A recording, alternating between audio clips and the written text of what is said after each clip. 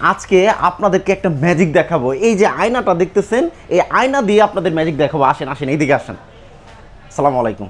ওয়ালাইকুম আসসালাম। আপু, আপনি কাইন্ডলি এই আয়নাটা একটু দেখেন। আমি তো এখন সারাদিন আয়নাই দেখি। আচ্ছা আচ্ছা, একটা সময় এই আপুটা বলেছিল যে আয়নার সামনে গেলে আমার মনটা খারাপ হয়ে যায়। আজকে এই আপুটা বলতেছে যে আমি বেশিরভাগ সময় আয়নার সামনেই থাকি।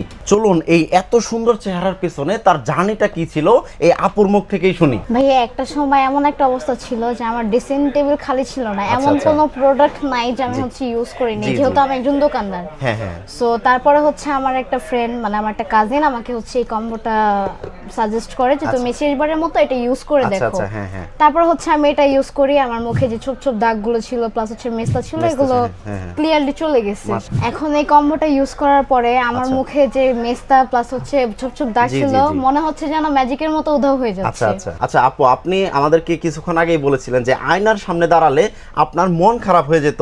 এখন যেহেতু আপনার কাছেই ভালো লাগছে, আলহামদুলিল্লাহ, স্কিনটা কতটা গ্লো করতেছে, তো এখন আপনার ফিলিংসটা আসলে কি?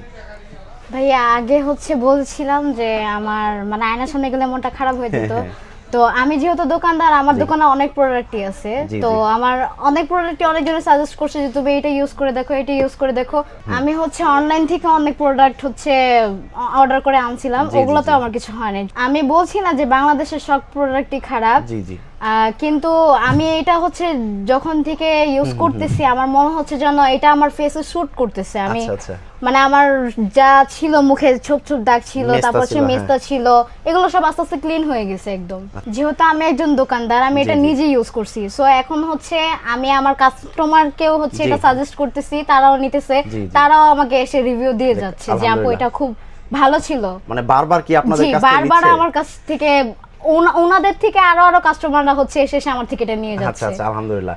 আসলে এইটাই হচ্ছে পার্থক্য।